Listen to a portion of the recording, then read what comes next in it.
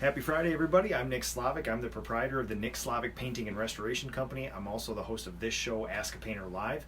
It's a weekly live Facebook show where I use my over 2 decades of experience as a paint business entrepreneur and a craftsperson to answer any of your questions. So, for homeowners, DIYers, anybody else who's not in the profession, this is the largest group of some of the most professional, not only business owners, but craftspeople in the world. And anything you've ever wanted to ask, inside, outside, old stuff, new stuff, fine finishing, all that stuff, everybody who watches this show has the answer, if I don't. So, thank you everybody for watching so far. This is going to be an awesome show because we have Nick Lagrasso, one of my favorite people in the industry, coming on today. If we can make technology work. If not, we'll probably just cherry pick somebody else. The PDCA, the Painting and Decorating Contractors of America, also underwrites this show, and for that they give me a question every week, and we're going to be talking about organizing your troops. They want to know what it's like when you have 5, 10, 15, 20, 25 painters. What do you do with all these people? I have one data point for my company. Nick Lagrasso has the company that I want when I grow up,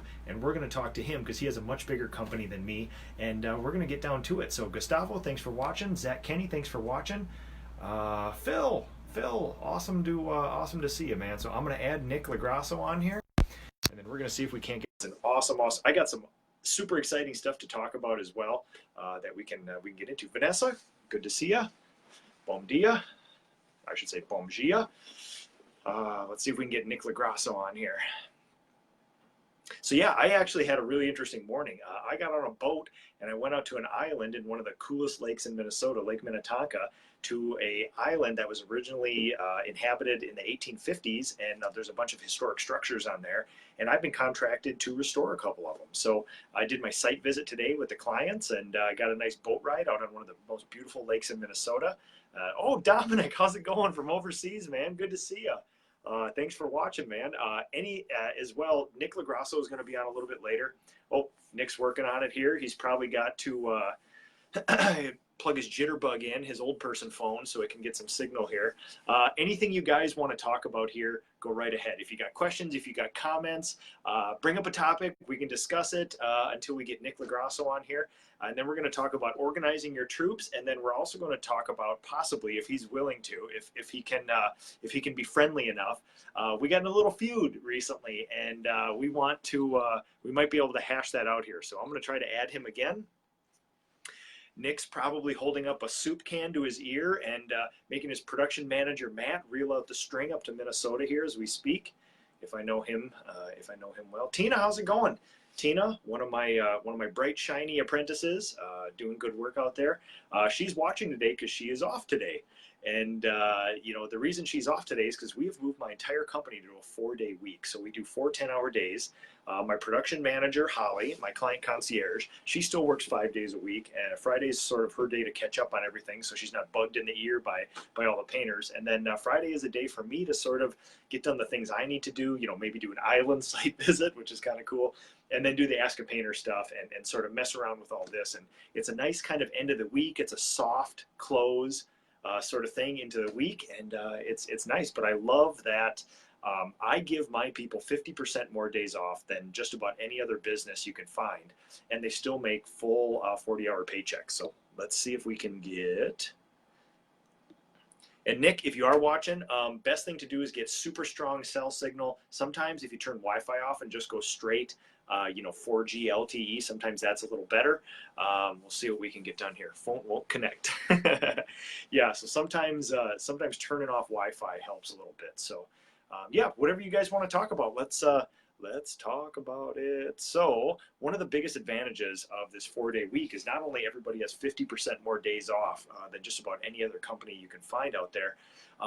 There's also some economies of scale and some efficiencies in there, because if you think about, we go from unloading and loading our vehicles 5 times in a week to 4 times. And what that basically means is, if it takes 20 minutes to a half an hour to load or unload or sort out or whatever else, we're sort of saving that time in there. And when my people are on site, they can just set up for a half an hour, work for 9 hours, take down for half an hour, and there's your 10-hour day like that. And everybody gets a 3-day weekend, which is really cool. Now, everybody else says, well, then what happens if you get rained out? these people still want 40 hours, and I still want them to have 40 hours. So if you get rained out Monday, you just go Thursday through Friday.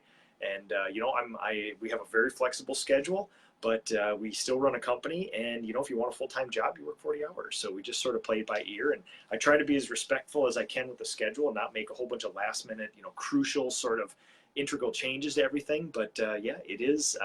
We still got stuff to do, and in Minnesota, we have the weather to contend with. So I'll explain the island project a little bit here too. So I got contacted. Another paint company contacted a Sherwin-Williams rep, and they weren't suited for the project. So that paint company and my Sherwin-Williams rep were actually nice enough to refer me to the project because they knew that I love this kind of stuff and we're fully capable of doing it. You know, we go to islands in the Gulf of Mexico. We go to cabins up near the Canadian border. We go to Utah.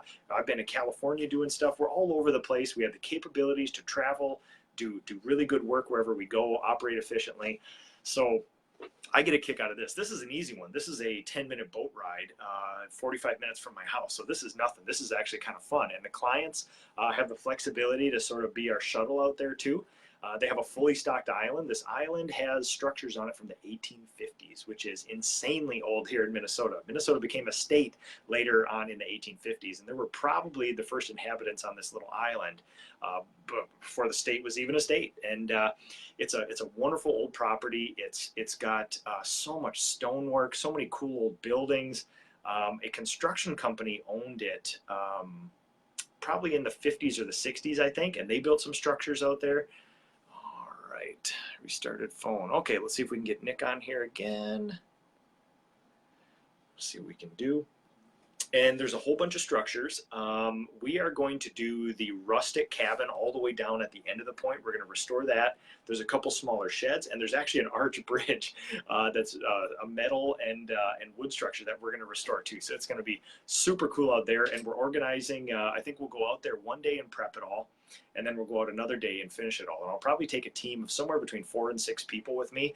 And I'm going myself, not only because I love this kind of work, but I want to make sure we oversee it, because you can understand a callback. If somebody leaves a tool on that island, or if we forgot something, or something needs to be done a little bit better, certainly you don't want to be on a canoe out there trying to get out there and do touch-ups. So it's going to be a really, really fun one.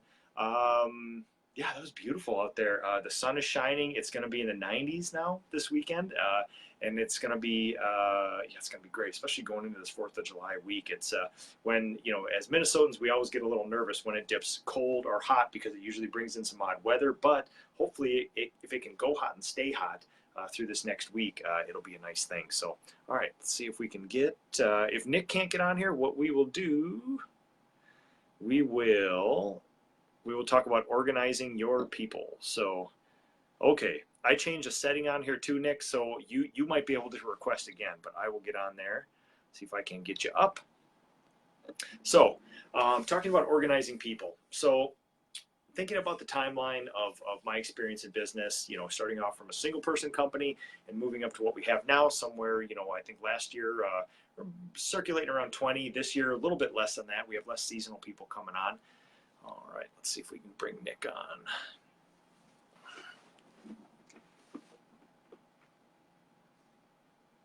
Give him just a second here.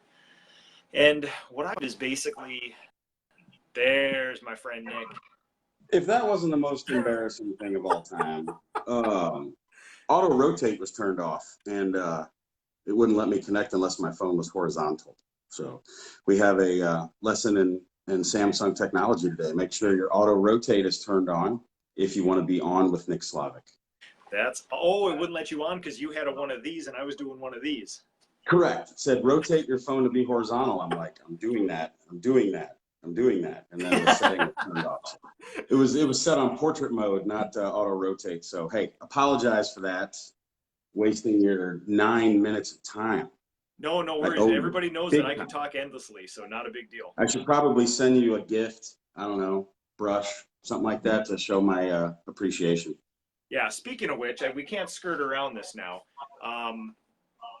So, as an act of war, you sent this to me because you believe that not only did I not know about these brushes, I've never used them, and you've seen my use of beautiful, handcrafted, finely tuned katana swords, katana ninja blades that I use, and then you Yeah, send me this crazy ogre's battle axe, I and did. you, And I mean, I understand I'm dealing with the Craftsman of the Year, the so last Craftsman of the Year to ever happen. I'm glad you said it because they retired that award after they gave it to me. I know, So because what's left? what's left? So, What's left? So so I take it as a I, personal act of all I war was that trying to you would do is then. just put more dollars in your pocket and help your guys enjoy their job to the fullest extent.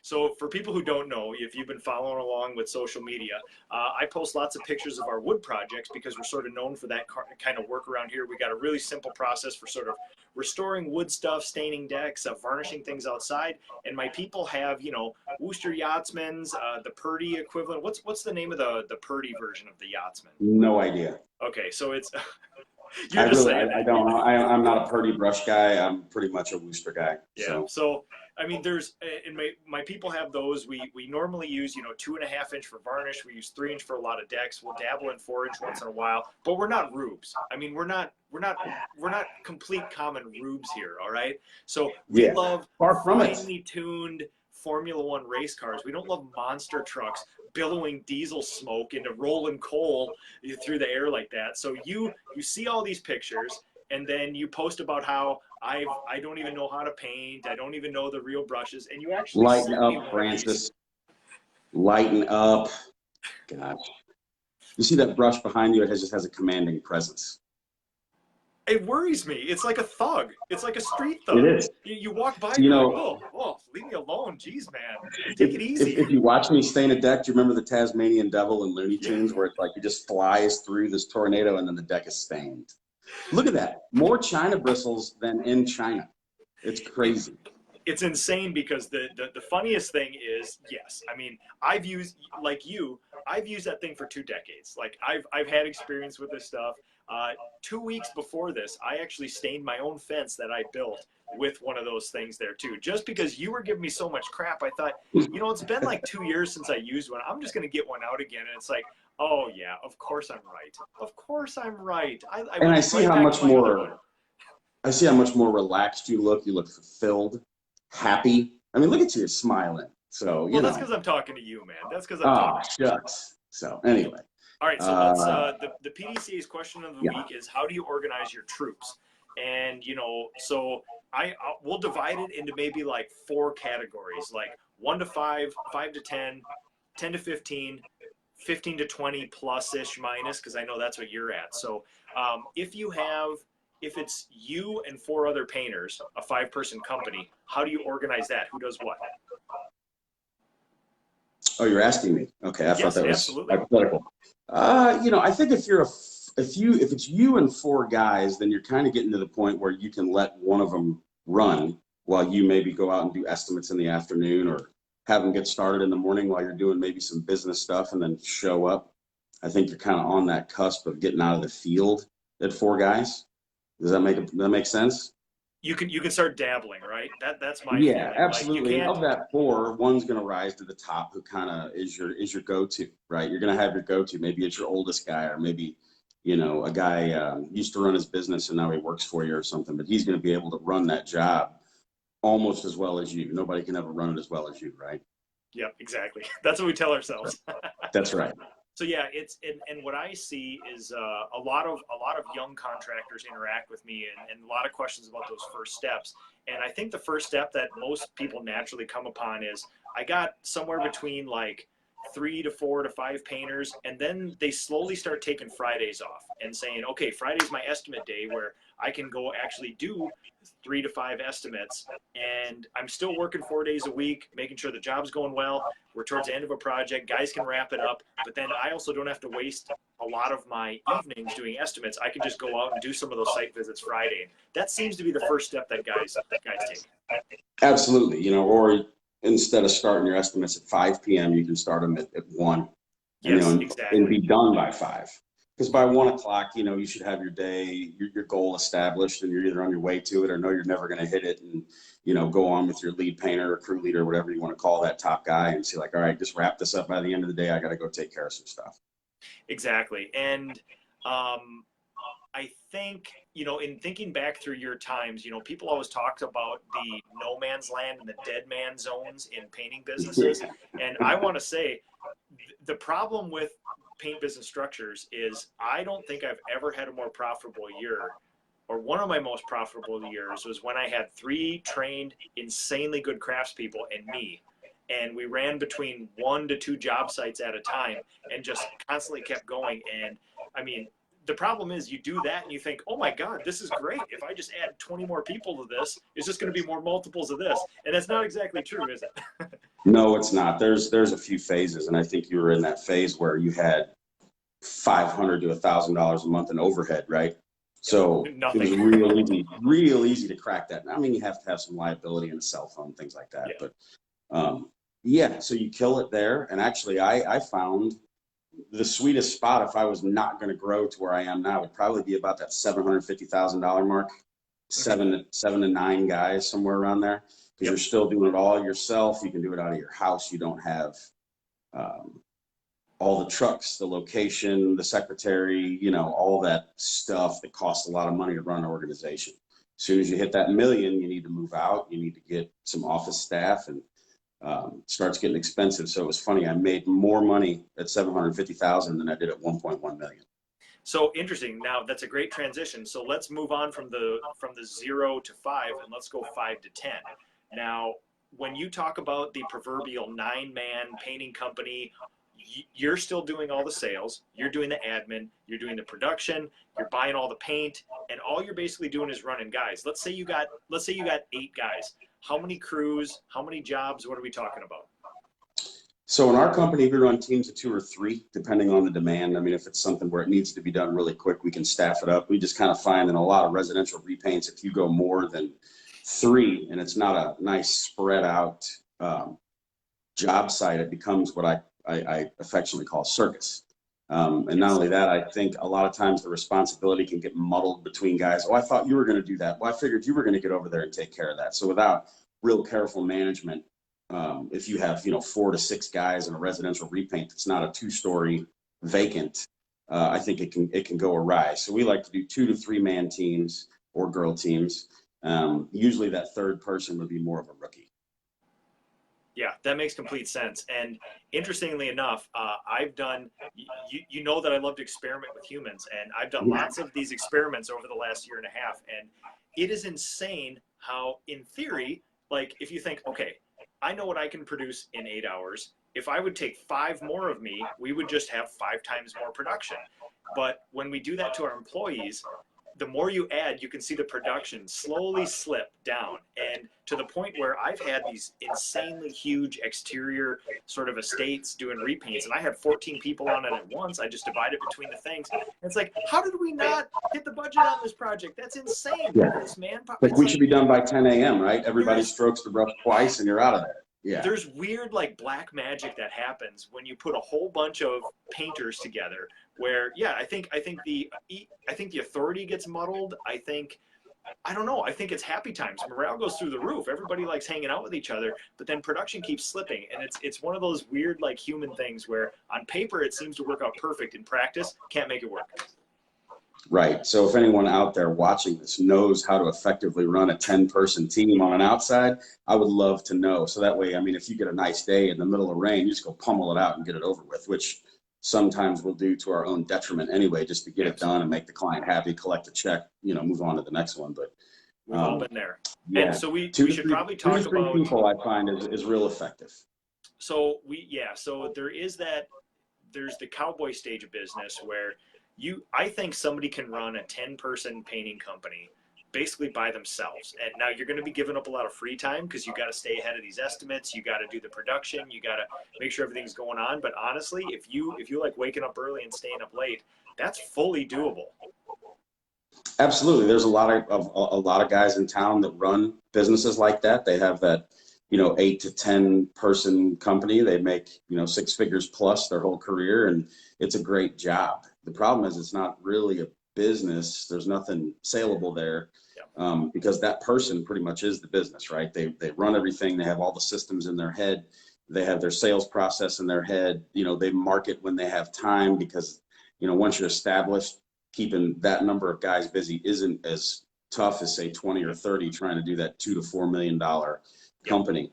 But when it comes time to retire, what do you have? When you want to take vacation, you better have a couple of strong leads so you can take a 4-day weekend or you know, God forbid, 2 weeks. You know what I mean? I haven't taken a 2-week vacation yet.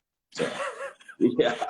So what's interesting is that yes, it's high risk, high reward when you do that. So if you got 10 painters and it's just you, like you're probably getting the maximum benefit from the minimum inputs. But the problem is if you break your back and you're in a hospital room for 4 months, your business dries up and blows away, and then you have nothing left. You know, and there's so high risk, high reward sort of thing, and that's a tough spot for a lot of people. Now we've all cowboyed through that, and as a matter of fact, you actually visited me. I took the cowboy experiment to its farthest extent where I had 22 painters and I ran that. And that's at the point where I was like, yeah, my family's suffering from this. I don't know if I could do this year round. That's tough. I'm going to tell you what, though, you know, when I shadowed you that day, you didn't break a sweat. I was really impressed at how you ran it. And I just kept thinking to myself, how does this guy do all this? I mean, it's got to be, something's got to give somewhere. You know, I mean, you could have maybe some smoother weeks than others, but if something backs up or you have trouble or you need to go out and sell a bunch of stuff and then run all those people. And if I recall, it was like 22 and 17 had painted for 3 months or something like that. So, it was an interesting especially experiment. that brand new guy who was on a boom lift painting a church. It was amazing. So, yeah. Yeah, it was an interesting experiment, and I learned a lot from it. And so yeah, basically when you start dancing around the 10 painters, and you know, for baseline information sake, we should say that industry standard is, you know, each painter should bring in maybe $100,000 to $110,000 worth of revenue. That's about what I find. So, you know, that it's basically when we talk about a 5-person company, 500,000, 10-person company, $1 million, and so on and so forth. And that obviously changes. But when I hear people talk about a 10-person company, the next question as a business owner is you got to start adding people that don't paint to your business to help you run the business. And the big three are admin, production, and sales. What do you recommend, and what did you actually do first? So admin was the first thing I brought on to try to free myself from being tied to the phone. And it was funny. I remember the first day I turned the phone over to my admin. His name was George at the time. I had like this weird wash of freedom come over me because I knew that only people that had my cell phone numbers, or if George sent me some return call that was urgent, I could do whatever I wanted. It was amazing. So it was admin first, and we were still around that 10-person company, of which a lot of you guys know my production manager, Matt, was one of my, I think, 8 to 10 at the time. And then, you know, I got tired of doing all that stuff, Nick. And the older I get, I realize I'm just horrible at certain things. And it's like getting a tooth pulled doing some of these things on a regular basis. And, you know, my guys were getting frustrated because maybe I didn't get the information out to them timely. You know, the job starts at 8 a.m. I'll be like, I'll have it to you by 6:30. And it started getting frustrating. And Matt was one of those guys that was frustrated, you know, with the way I was handling the paperwork, especially. And we just kind of started, actually, I started with Art Snarzik. It seems like I plug that guy every time I do something. Art. He should give us way more discounts for his stuff. Seriously. For as many times we mentioned. Uh-oh. Nick LaGrasso, where'd you go? Uh-oh. Nick LaGrasso just fell off. Hopefully we can get him back on here. We're just about to talk about the first hire, non-painter hire in a business. So hopefully we can get Nick back on. Now, most businesses, when you go over 10 employees, you start thinking about admin, production, or sales. All right, let's get LaGrasso back on here. And a lot of people will say admin first, because not only is it one of the least expensive, it's not. I think that was your technical fault there, dude. Sorry, I don't know what happened. You went up and touched something, and I went away. So. I was trying to say hi to John Shearer. John Shearer was commenting on your brush, and I want to say hi, John. And Nick May interviewed John Shearer for the podcast. I cannot wait to listen to it. Me either, because I like to me, I've seen a couple of John Shearer's like little driving talks that he does, And I just can't imagine the amount of knowledge. It's like a nuclear reactor in there that Yeah. we need to open up and see what's going on. So I'm He really is looking forward to it. he is entrepreneurship, coding science, and like just savantness concentrated down into one little ball of sort of like the what our industry has. And I can't wait to hear the That's right. podcast.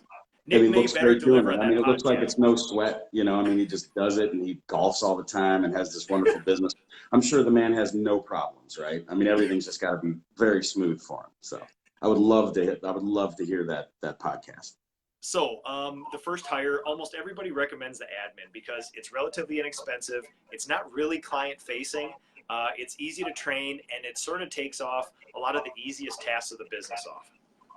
That's right. So fast forward past admin, where I was talking about bringing Matt on, and I mean, almost immediately I was able to sell a lot more stuff. We were able to find some more guys, and we went from 1.2 to I'm hoping 2.4 this year in 3.5 years. So That's you know, awesome.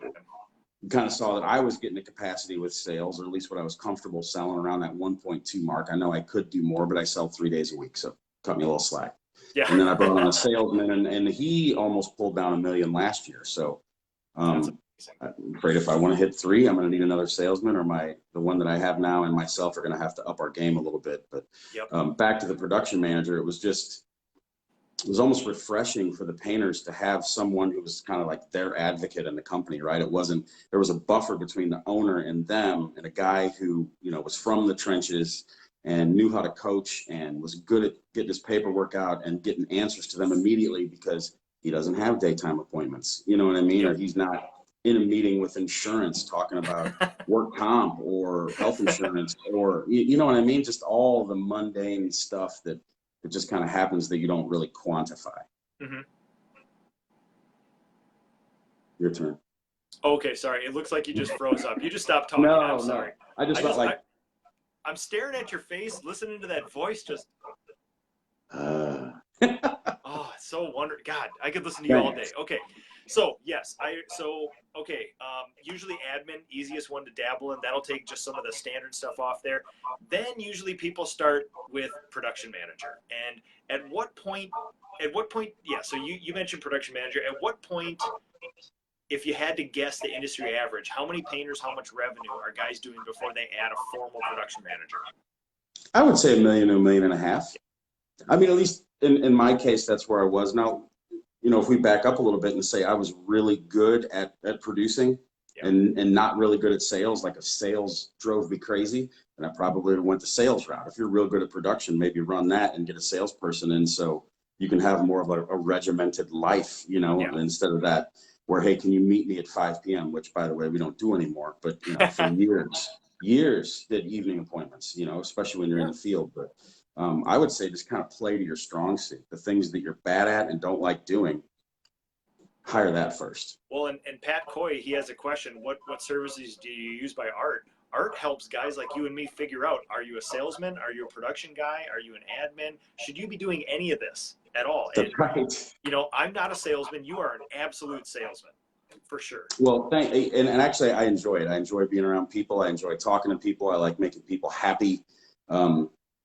Again, to plug Mr. Snarzik, if you know my personality style, I like talking to people and I don't like letting them down. So it's like really good salesman profile. You know what I mean? And it just, I get along with folks really easy. I think I'm pretty easy to trust. So I don't have a problem closing deals.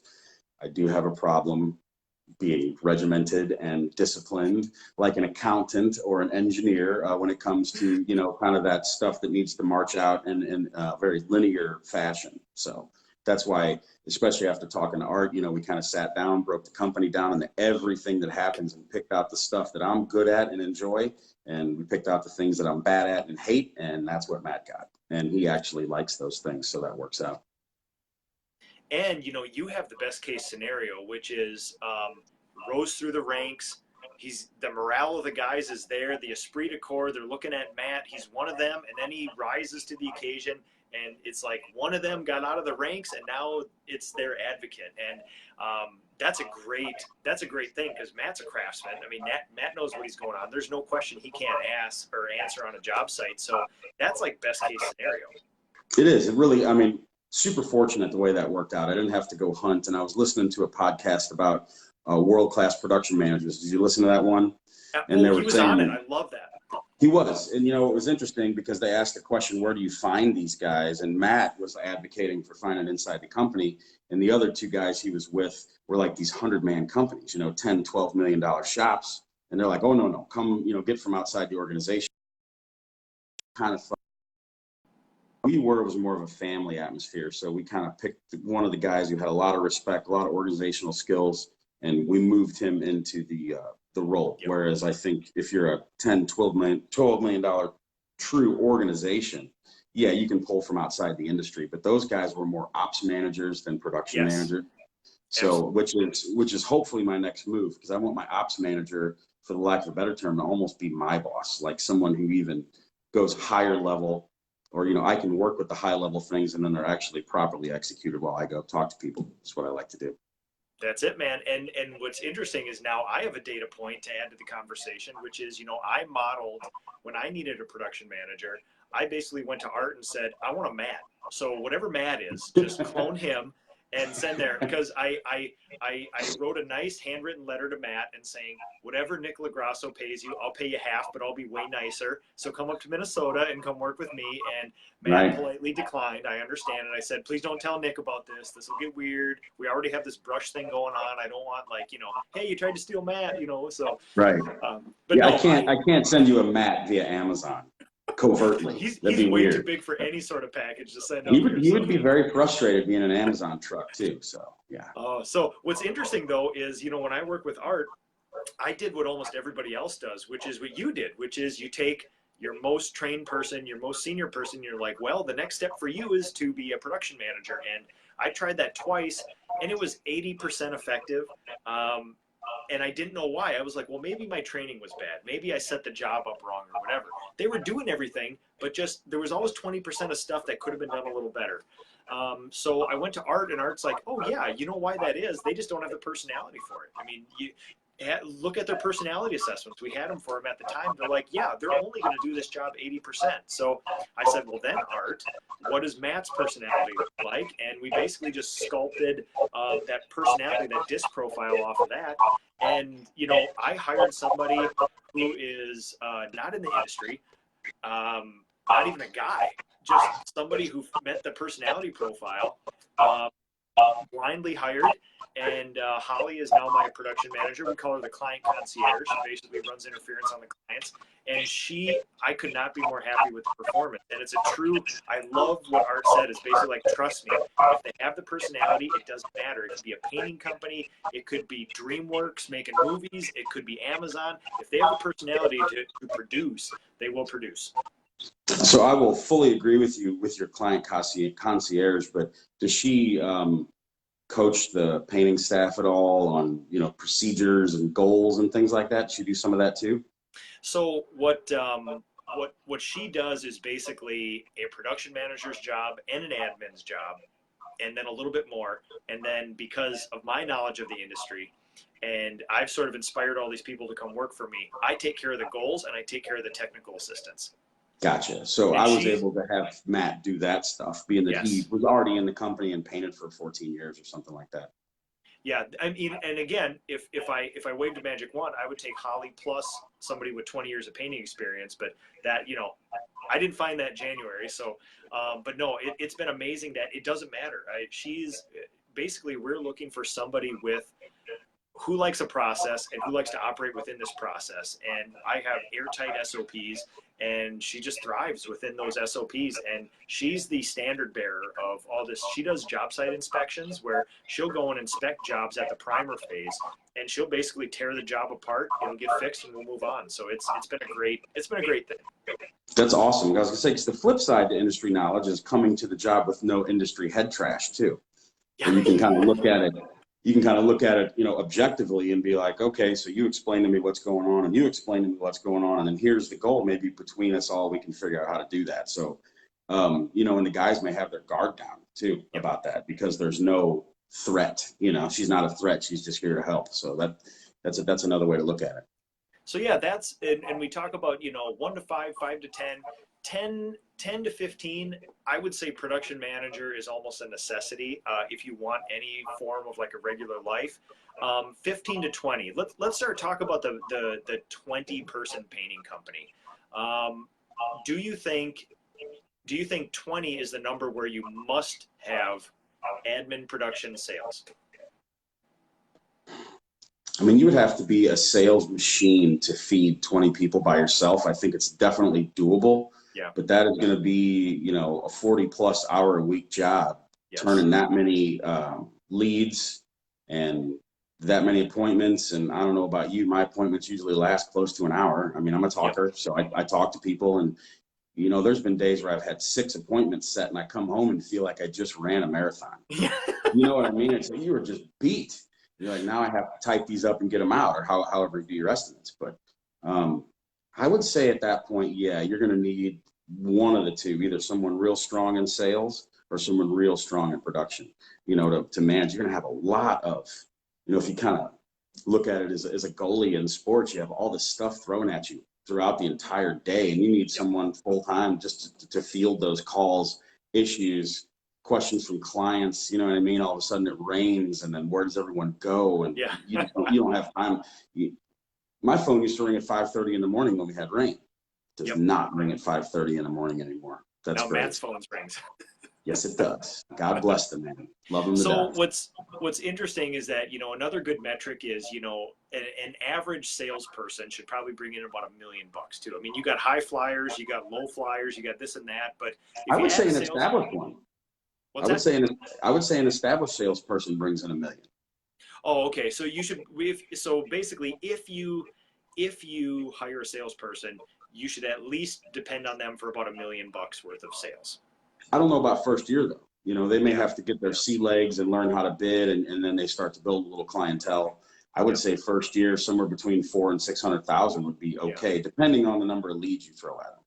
That's true, and the quality, because that if a lead comes in from somebody you worked for 20 years, you're not sending that to a brand new salesperson. That's yours. That's basically. So I mean, it's not cherry picking. It's also just the right way to run a business, which is, as the sort of visionary and the owner of this business, one of our biggest job duties is to create relationships with potential clients, maintain those, and then sort of foster those into maturity. And you're not going to send it to the 22-year-old salesman who doesn't really know that much about painting. So he's going to get the more difficult leads sometimes. He's going to go out to the cold call, that's an hour away to paint 2 bedrooms, That's right. And that's what my salesperson gets. He gets all the cold leads unless he's out of town or he's overbooked. And I mean, this week he didn't run that many, maybe 14 or 15. So it was a light week for him. But I mean, in the past weeks, he's been running 30 a week. Wow. That's a lot. Getting after it, man. That's a lot. Yeah. I mean, that's a lot of, windshield time, typing time, following up time, email time. I mean, that's a job. So it's interesting. So, so after that, like you're running somewhere between, well, you're probably running about 25 guys now. Yeah, we have 24, and we're going to look at a 25th next week.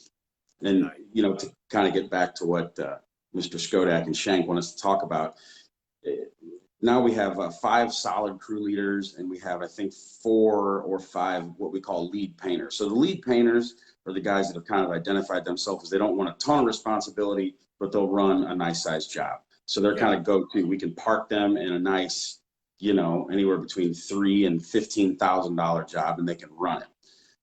They're not real good with their paperwork, so they kind of deflect to Matt.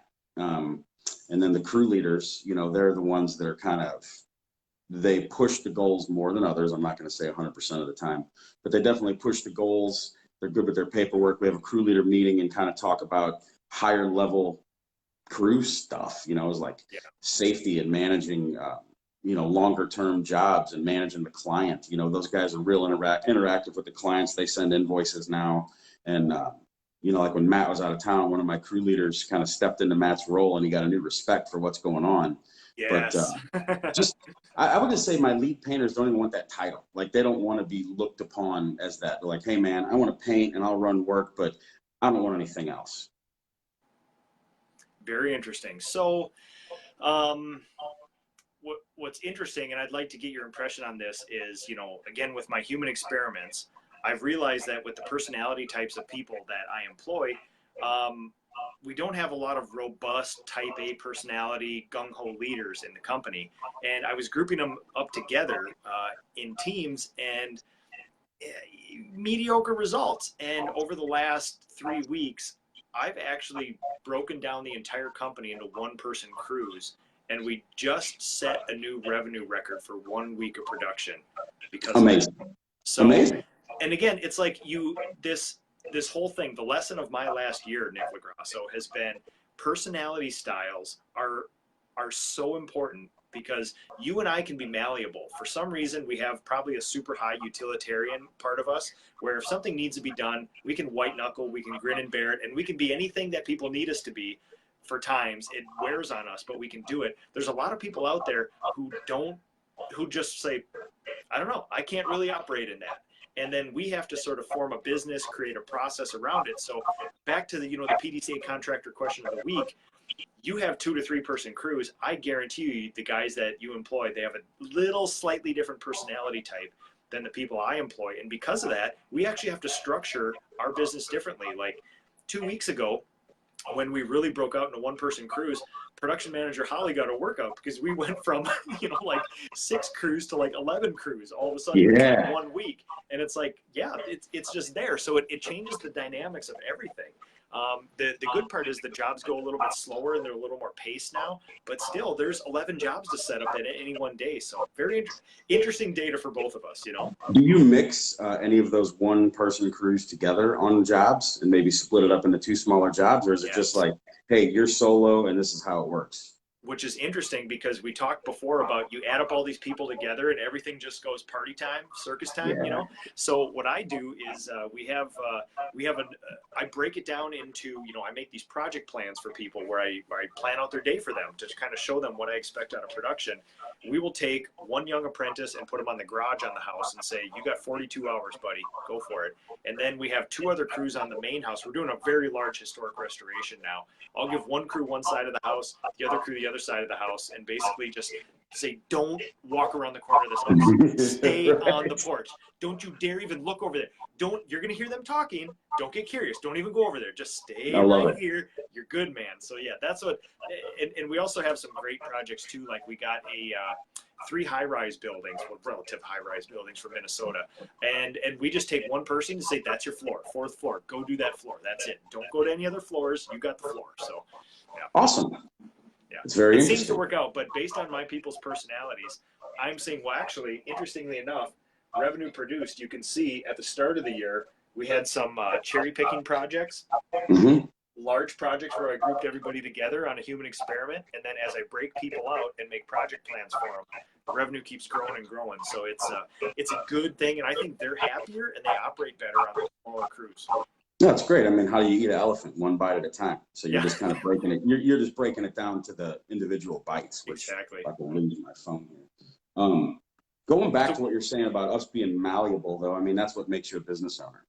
I sit and I have these great painters, and I'm thinking to myself, if you can paint this great, why aren't you doing this on your own? Of course, I never ask them that question. They're not doing it on their own because they don't want to. Yeah. That's not their thing. I mean, of course, they're going to go out and do a couple side jobs when they need extra money, which it's kind of a don't ask, don't tell, as long as they're not poaching my clients. I mean, I know it's reality, right? But to go out and make your life just one big side job is kind of what I called my business at first. I was like, I got so much side work, I'm just going to do side work. So, I just, those, like I say, even when you step from a crew leader to a lead painter, it's just not them. It drives them crazy. And I think one of the biggest mistakes that young contractors make is this person's been here the longest, so they deserve a leadership role. And I would say they may be in line, or you may think they deserve one, but if they don't have the personality type, they're going to be sadder. They're not going to produce as much, and they may even just quit your company, and you have no idea why. They would have been happier being a painter, and you tried to make them a leader, and they're not interested in that. That's right. I mean, a lot of the guys I find will internalize this stuff and just have this horrible anxiety over it. Like they'll say, I was thinking about it before I was going to bed last night. Like, what am I going to do tomorrow? And I'm like, gentlemen, this is a job painting houses. It's not supposed to be super stressful. I appreciate your concern and care, but I was like, if you have questions like that, put it on me or Matt. I don't want the guys getting so stressed out where they need to go, do something else for a living. So Perfect. I like to be as good as happy as possible while they're here.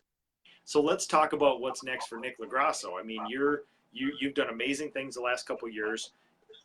Are you feeling where the water is going to find its level as far as business size, or have you yet to discover that? Or what is your thoughts for the next 5 years? Next 5 years, like wave a magic wand kind of thing? No, just what are your aspirations and what do you think is going to happen? So kind of where I think is going to be a comfortable, happy medium is around the $3 million mark for the way I like to run things. At that point, we'll probably introduce a third salesperson. At that point, I would like to get an ops manager. Yes. And it's kind of a chicken egg thing. Do I invest in the ops manager now to get me to 3 million, or do I get to 3 million and then get the ops manager and get me to 4 or 5? Who knows what's going to happen? I was actually talking with Mr. Snarzik about that yesterday. But to contrast from the 8 to 10 man company where you can't leave and you can't sell it and it doesn't work without you there very long. I'm almost to the point now where it will run without me for a length of time. So we're about 2 employees away from me really never having to show up again. Yeah, and we should say that, there's a lot of talk in the industry, like when you get in the Business Brush group, when you hear guys like you and me talk, people get the impression sometimes that if you're a one-man show or if you got you and a helper during the summer, that it's somehow bad. And I'm saying that is absolutely not bad. Just know what you're getting into. Nothing wrong with that. It depends on you and your drivers and what you like and how you want your life to go. I mean, you can get some of the most amazing quality and care out of a 2 to 4 man shop because that team's working together all the time and they're super prideful about it and they love their craft and that's what they like. And, that's great. I mean, when I was in the field, I wanted every job to be the best I could possibly make it, even if it was at the detriment of dollars per hour. I'm sure Absolutely. You've been.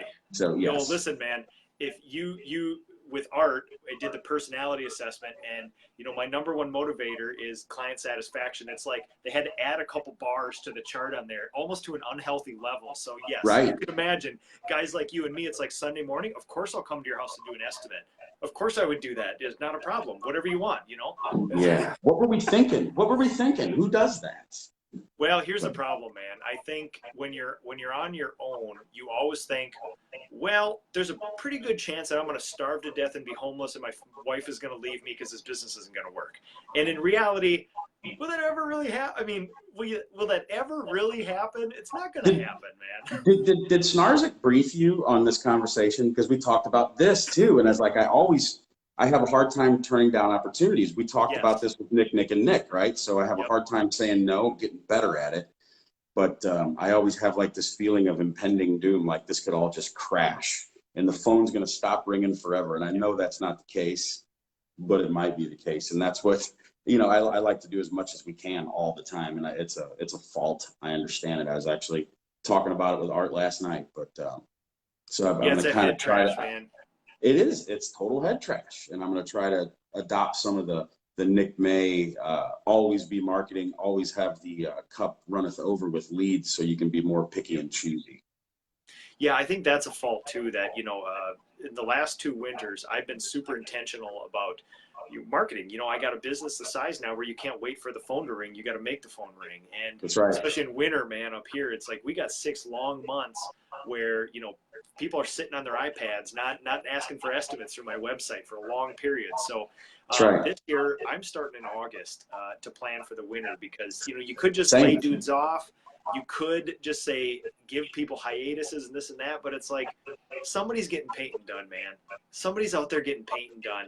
And yes, it might cost me more to acquire a lead, but I want to get out there and help some people. And I want to keep my people training and busy and going for it. And yeah, it's tough, man. But winter is my go time. Like summer is laid back and easy when it's kind of go time for most painters. Like winter for me takes twice as much effort to maintain the same size business because the jobs are smaller and people are harder to let us into their house, It's a ton of management. It really is. And then to get people to give money to you after the holidays is a little bit more challenging too. So There's a huge hangover, you need a man. bigger pool of willing people to do that. So I do love we it. need to So wrap up? I think we're a little over. Is that okay? Oh, whatever, dude. This So is your there, show. I'm talking to the boss, so you can do whatever you want. That's right. whatever. So yeah, pretty soon a car's gonna run over your string that's connected to your soup can. It's just gonna disconnect anyway, so not a big deal. It is. It is. So anything else you want to talk about, Nick? I think we gave the PDCA there's money worth on how do you organize people like this. Anything else you want to talk about? Not in particular. I think we had a pretty good conversation. You know, and if we go back to our podcast with Nick, and Nick, it was pay attention to wintertime because it's coming faster than you think. As soon as those kids go back to school, I kind of look at it like you go up the roller coaster, you coast, and it's just down. And next thing you know, it's the holidays, and you're like, I haven't marketed for winter. I don't have a 6-week back. Oh, Nick froze up a little bit. Someone was trying to call me, and it paused the video. Can you believe that?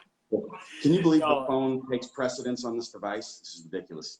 So something else to look forward to is not only do we have the Gathering of Minnesota Painters thing coming up in about a week and a half here in Minnesota, we actually have, we're letting an Iowegian come up. Our buddy Phil Klein, the ominous Phil Klein, is coming up, and he's going to do the Gathering of Minnesota Painters with, yes, we allow other people from states to come in. I like Iowegian. That's great. I don't even know. Probably Iowan, but Iowegian's funnier. It is an Iowan, but I like Iowegian. That's what's wonderful. Also, let's see, what else do we have going on? Oh, the Nick and Nick podcast through the PDCA. This is going to be a regular thing now. I think we have another one for the next quarter where we're going to do it regularly. Yeah. So, yeah. Other than that, I think that's it, man. It's hot and heavy here. It's everybody's crazy season, and as soon as the fall starts coming, then the sort of PDCA events start coming around. You're going to see Nick and Nick with arms around each other again, and it's going to be a good winter this year. It is. And hey, don't forget about that sexy beast behind you over there. Oh, that fish? Oh yeah, dude, that's a beautiful, yeah. Look at that guy right there, man. You're too funny. I mean that big old nasty mop right behind you. Yeah. This thing is so ominous. I'm afraid to let my kids around it. It's intimidating, you know? It is. I mean, seriously, when I walked by it gave me one of those real quick. Like that. Dude, you're the best, man. I laughed harder than I've ever laughed when I opened up this Amazon package. There's this huge floor mop sitting in there. What I thought was fantastic too was the video, because I don't know how serious everyone thought you were, but I'm looking at it and I was like, I kind of know your personality a little bit. And I was like, this guy is awesome. I loved it. So excellent work, sir. I've had 3 people contact me in the last 2 days about what do you get from the PDCA? I met Nick through the PDCA, and you've been up to visit my operation. I've been down to visit you a couple times now. When I go to Missouri, you're kind of like my second home. We ride around together. We're checking out crews. We're just doing stuff. And I honestly, my life is better for meeting people like Nick Lagrasso. And I'm tailoring my business around what Nick's doing, and his confidence and sort of swagger is something where I get nervous about all the stuff that we're doing. And I like the sort of confidence that you approach everything with. And it's something I aspire to. So. Well, thank you. So I've been preaching that for years in the PDCA. I mean, you can go out to LA and meet Josh Abramson. You can go to, Phoenix Colorado, area and meet Randy Fornoff. You can go to Philly and meet Christian Militello. You can go to Minneapolis, and there's like a ton of rock stars in Minneapolis. Jason Paris, say no more. Yeah, and Jason Paris, and I mean, just it's crazy. The camaraderie and what you learn at the events, not only in the breakout sessions, it's in between and afterwards, I think, is where the real gems are. Yeah, so again, it's like, hey, if I give the PDCA my membership money, what do I get? It's like, okay, don't use the education stuff. Don't watch Ask a Painter. Don't get accredited. Don't go by the standard operating procedures and the guidelines put forth by the PDCA. If nothing else, you get to meet other people just like you doing things way, way better than you. And that's where a ton of learning comes through. Absolutely. No, it's the people. It's fantastic. So enough ass kissing. If you ever send me another package like that again, I will drive down and I will stain your fence in front of your family with one of my brushes to show them how the 2018 Craftsman of the Year retired award does it. And we're going to I Facebook will, Live that whole process. I will Facebook Live the whole process. I will be there in a half shirt with cut off white painter's pants, and I will show you how a fence is to be stained, my friend. That's hot. I love it. Let's do it. Awesome, man. Thanks for talking. It's always good to see you. Have a good weekend. Say hi to everybody there for me. Thanks. You too, Nick.